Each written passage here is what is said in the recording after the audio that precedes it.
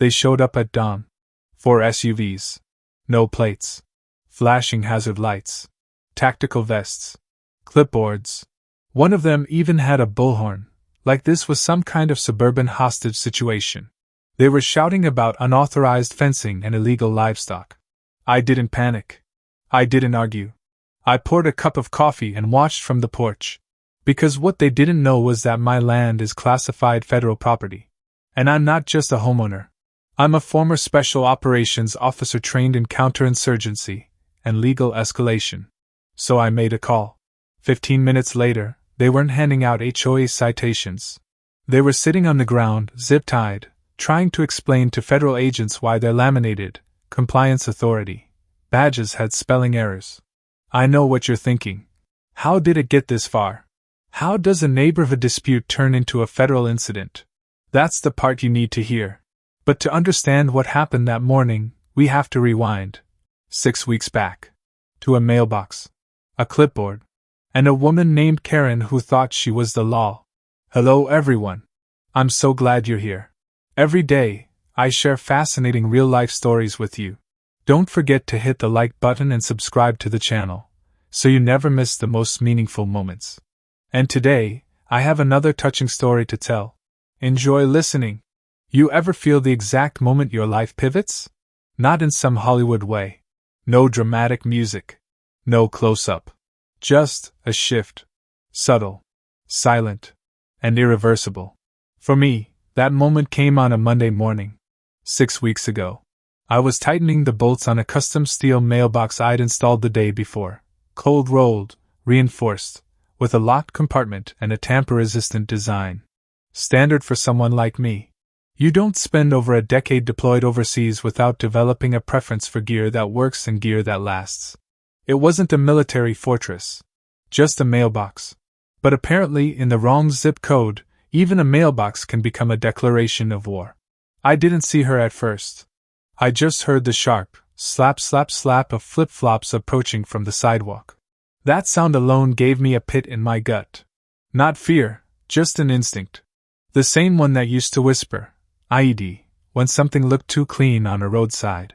My hands paused mid-turn on the wrench, and I looked up into the midday sun. There she was. Blonde bob, oversized sunglasses, and a laminated clipboard gripped like it held nuclear codes. She cleared her throat with the kind of practiced importance only found in people who give themselves titles. That mailbox violates Section 12 of the HOA code, she said. Not. Hello? Not. Nice to meet you. Just that. I squinted at her, already bracing for impact. There's no HOA, I replied. She smiled. The kind of smile you see right before someone hands you a grenade with the pin already pulled. We reformed it, she chirped. You must have missed the memo. That's when I realized this wasn't just a neighbor. This was a self-declared warlord of cul-de-sacs. I asked her, very calmly, very reasonably, if they had filed the charter with the county. Her face twitched, ever so slightly. We don't need to, she said. It's a private community agreement. There it was. The delusion. The quiet confidence of someone who thinks that watching 3 seasons of Property Brothers and printing a few flyers gives them legislative authority. I said nothing. Just went back to tightening the bolt. That was the first shot fired. Not with words. Not with fists. But with silence. 2 days later, I found a letter taped to my door. The paper looked like it had been printed on a thrift store inkjet. It was sealed, God help me, with what appeared to be grape jelly. The content? A formal accusation of violating 4 new HOA bylaws, including hostile aesthetic interference and unregulated postal infrastructure. I laughed. I actually laughed out loud. Then I did what anyone with legal clearance and half a brain does. I took photos, saved the letter, and called my lawyer. Just to make sure I wasn't losing my mind. I wasn't. The HOA had officially dissolved 5 years ago. No board. No authority. No right to demand anything. But Karen, yes, that's really her name, had created something new. Something unofficial. Something dangerous. The kind of neighborhood regime you hear about in clickbait headlines. Retired dental hygienist creates private militia to police lawn decor. Within the week, she and her boyfriend, let's call him Chad, were conducting patrols in a silver Jeep Liberty outfitted with orange hazard lights and a magnetized sign that said, HOA enforcement. I wish I were kidding. Chad wore knockoff Oakleys and tactical cargo shorts 2 sizes too small. He had the energy of a man rejected from the police academy not once, not twice, but 3 times, and still believed the world owed him a badge. They drove around the block at night, handing out violation notices for crimes such as non-regulation reads and overgrown fescue. Fescue. I had to Google it. Karen got bold. She started a Facebook group, Concerned Citizens of Oakview Ridge. It was just her posting blurry security cam stills of children on bicycles and golden retrievers off-leash, asking ominously if anyone had seen this individual before. Most people stayed quiet. A few commented things like, "Great job," or, "Thanks for keeping us safe." The rest just watched. But I wasn't going to be a spectator. I waited. Let them build their case. Let them escalate. Then came their second mistake. It was 6 a.m. when Chad knocked on my door. He was wearing a tactical vest with a Velcro patch that said, Community Safety Unit. He handed me a clipboard and announced that I had been randomly selected for a weapons inventory inspection. I stared at him for 5 full seconds. You're trespassing on a federally certified training facility, I said. Leave now. His lip twitched. You're not above the community, sir. This is for everyone's safety. I'm going to say it one more time. I told him. Leave. Now. He huffed and left, but not before taking photos of my security cameras and posting in the Facebook group that I was arming up. That's when I knew this wasn't just a power trip. It was a siege. And these people weren't just delusional. They were dangerous. But they didn't know what I had. What I could do. They'd started a fire they couldn't control. And the next time they showed up playing pretend, it wouldn't be with fines and Facebook posts. It would be with handcuffs. Real ones. And they'd be the ones wearing them. It didn't take long for their delusion to metastasize. What started as Karen's fantasy of suburban control had now become something stranger. More theatrical. More dangerous. It was a Thursday evening when they showed up again, this time with reinforcements. 3 men I didn't recognize, all wearing mismatched tactical gear that looked bought off eBay. Cargo vests, airsoft helmets, walkie-talkies. One of them was cradling a clipboard like it was a weapon. Another had zip-tie handcuffs clipped to his belt like he'd practiced this moment in front of a mirror. They set up a folding table at the edge of my driveway. On it sat a stack of compliance notices, a Gatorade bottle, and, swear to God, a cooler full of Capri Suns. Chad was barking orders into a bullhorn. This is your final warning. Surrender unauthorized weapons for community verification. Karen, standing beside him in what I can only describe as a faux military jacket from a Halloween store, was pacing like a battlefield general who hadn't read the manual. I didn't move. I didn't respond. I didn't need to. I just walked to my front window, coffee in hand, and hit record. You learn something when you've been trained for actual combat, real combat, where people bleed and die. You learn when to act, when to wait, and when to flip the table. That night I waited. I dialed a secure line and spoke just 6 words. Activate certification clause. Code 173. And then I sat back and watched. It took less than 15 minutes. No sirens. No warning. Just the unmistakable crunch of tires on gravel. Black SUVs. Unmarked. Smooth. Like sharks moving through still water. Doors opened in perfect sequence. 4 agents stepped out. Real ones. Badges, weapons, the kind of calm authority that doesn't need shouting. They didn't draw. They didn't yell. They just walked. The lead agent approached Karen. Ma'am, please step away from the property and keep your hands visible. Karen straightened like she was preparing to debate the president. This is a private HOA enforcement action, sir. I am within my rights under the community charter. The agent didn't blink.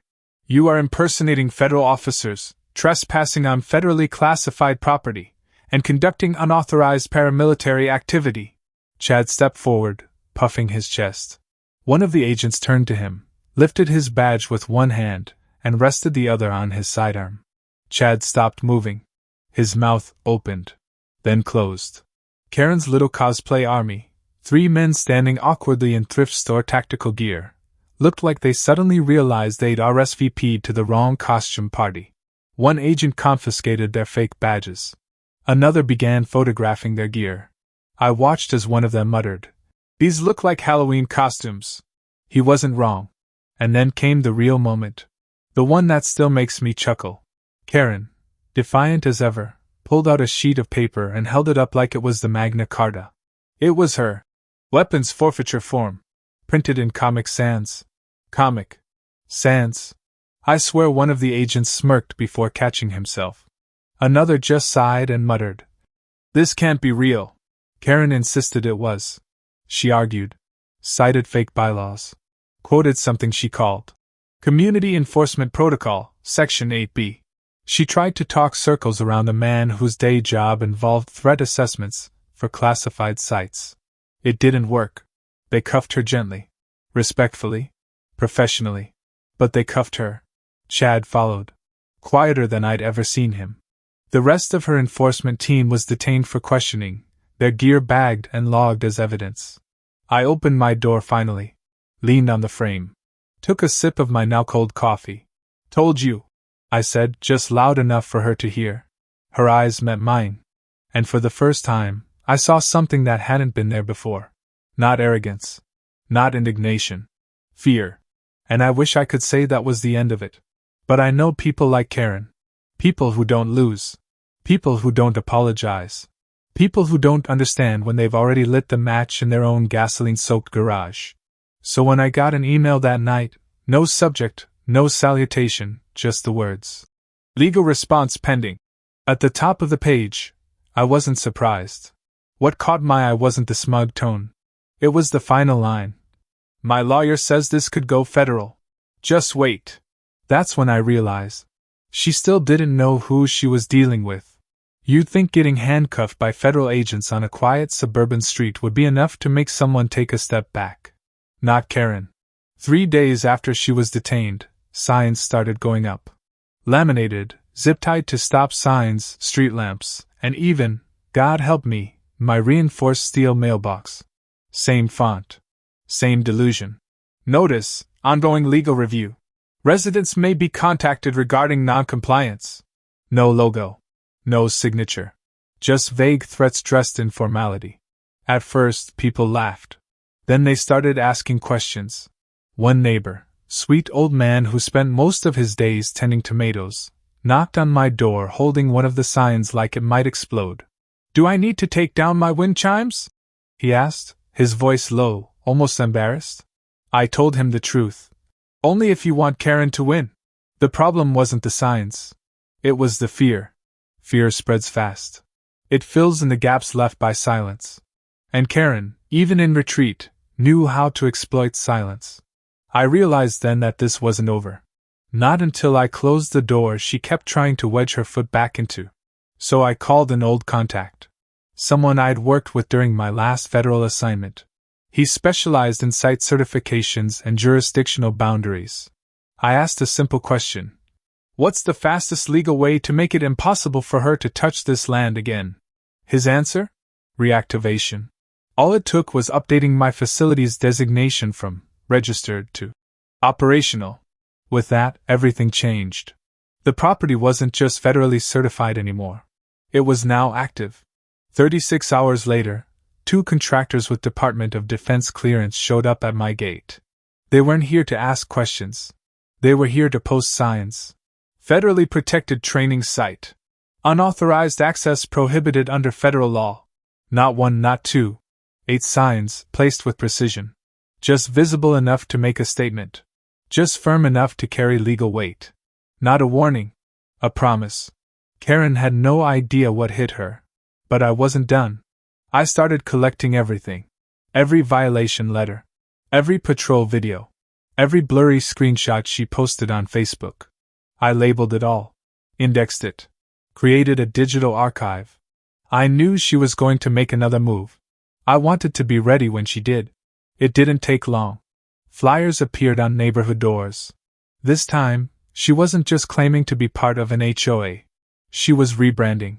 Oakview Ridge Tactical Response, a private security initiative. Apparently, Karen thought that if she changed the name and filed as a watchdog group, she could get around the federal hammer that had just dropped on her clipboard crusade. She invited me to her new meeting. I went. Out of curiosity. Out of spite. Out of principle. She had a PowerPoint. No, I'm not kidding. It was titled, Taking Back Our Streets. Chad wore a custom polo with a stitched logo, HOA Tactical Response Unit. The room was half full. Some neighbors, some strangers. Most of them quiet. Some scared. All confused. She clicked through bullet points with a rehearsed confidence, claiming the federal agents had interfered with localized security operations. That I was weaponizing bureaucracy to suppress the community's voice. Then she passed around compliance checklists. Boxes to tick off things like vehicle type verification, window tint inspection, outdoor lighting conformity. When she handed one to me, I stood up. Just one question, I said, my voice steady. Do your fake officers get background checks before or after they impersonate federal agents? Silence. You could hear the air shift in the room. Chad muttered something about slander. Karen's face went pale. I didn't wait for a response. I left. That night, I compiled everything I saw. Sent it directly to the same federal team that had visited before. Their response? Thank you. We're monitoring. Over the next week, the meeting stopped. Her Facebook group went private. Chad removed the magnetic sign from the Jeep. But I knew her well enough to know this wasn't surrender. It was the eye of the storm. Because a woman like Karen doesn't fade. She recalculates. And the next move she made? It wasn't a flyer. It wasn't a sign. It was a civil suit. Filed against me for, quote, community sabotage and reputational harm. That's when I stopped playing defense. When you've spent most of your adult life tracking fugitives across international borders, sitting in a courtroom feels almost surreal. It's quiet, controlled, civilized, which makes it the perfect stage for a complete psychological dismantling. Karen filed her civil suit with the kind of flair you'd expect from someone who thinks laminated flyers are legally binding. 14 pages of accusations, contradictions, and unhinged grievances dressed up like policy violations. Community sabotage, defamation of civic leadership, obstruction of suburban unity. It read like a manifesto written by a PTA chair with a God complex. I could have laughed it off. Could have let it expire in the county records like a stale parking ticket. But I didn't. Because this wasn't just about me. It was about every quiet neighbor she'd bullied into trimming their hedges to approved shapes. Every new family who got a violation notice for choosing the wrong mailbox color. Every retired couple who paid HOA fees to avoid confrontation, not because they believed in them. So I made a call to my lawyer. Don't settle, I told her. Let's answer. And we did. Aggressively. Our countersuit hit back with the precision Karen never saw coming. Impersonation of federal officers. Trespassing on restricted property. Issuing forged legal documents. Harassment. Slander. Attempted seizure of private property through coercion.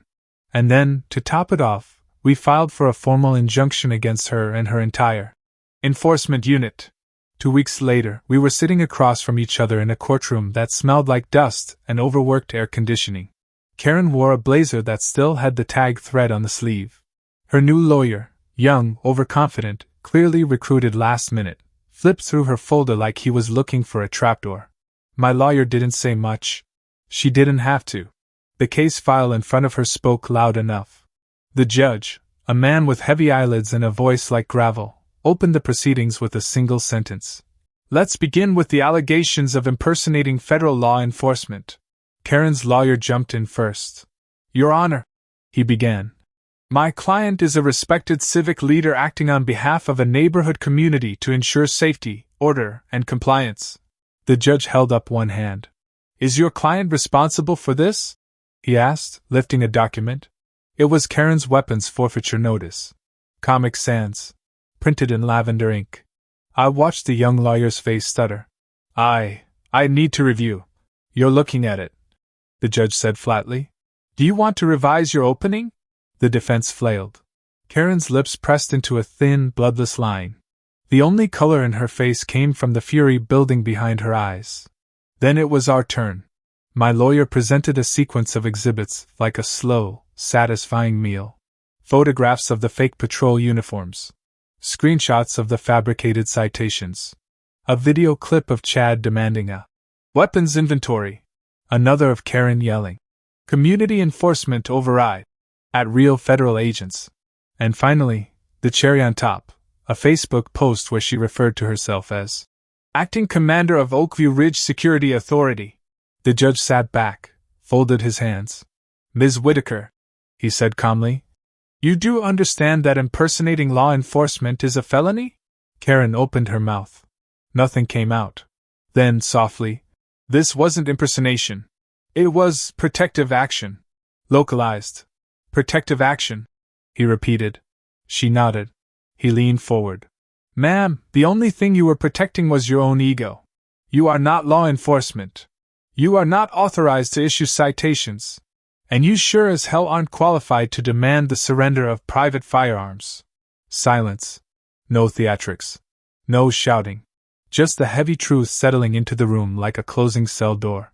Then came the ruling. A complete injunction.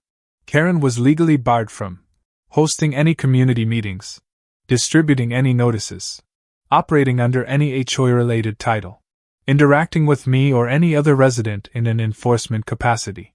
All her prior documentation was declared null and void. But that wasn't the poetic part. That came after. Because the judge, perhaps tired of seeing small tyrants weaponize paper and panic, decided that community service would be a fitting response to her neighborhood reign of terror. And I made a request. A very specific one. Which the judge, to my complete delight, approved. Karen would be serving her community service hours under federal supervision. At my property. The very place she once stood with a bullhorn, demanding weapons forfeiture. She arrived for her first shift in pressed khakis and a sun hat, carrying a mop and bucket. She didn't speak. I didn't gloat. I just watched. Because sometimes, justice doesn't wear a badge. Sometimes it holds a clipboard and a mop. For 6 weeks, 3 days a week, Karen showed up. No clipboard. No sunglasses. No voice. She cleaned windows, swept walkways, trimmed hedges under direct supervision. Not federal agents in suits.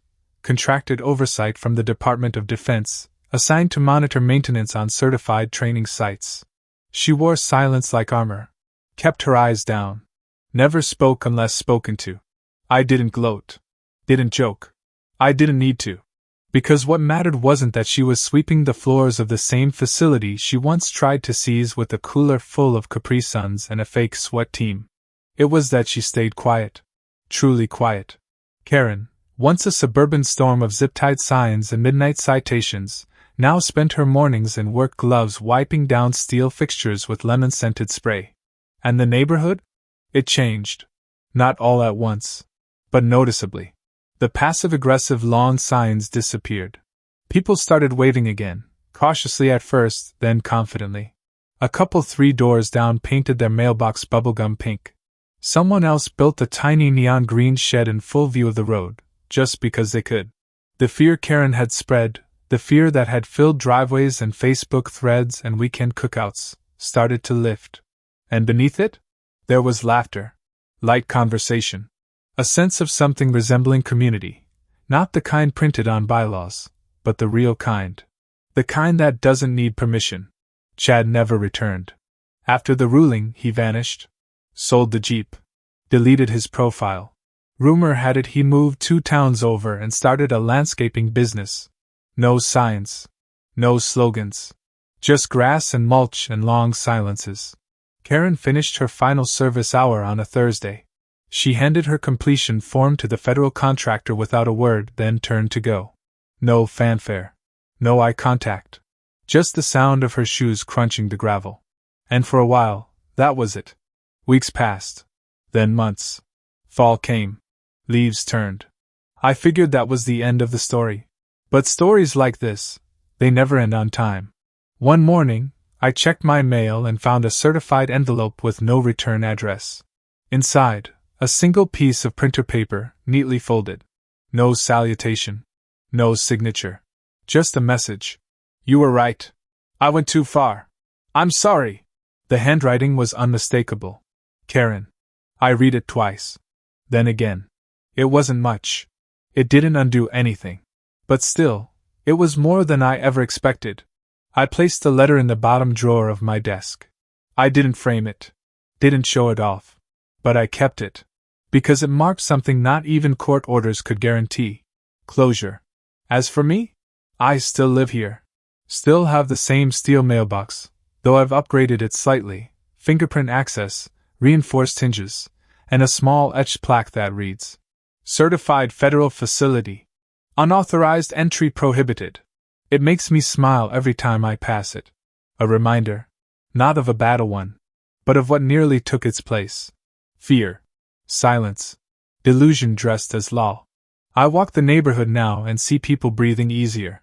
Not because Karen was defeated, but because someone, finally, stood up and made it clear.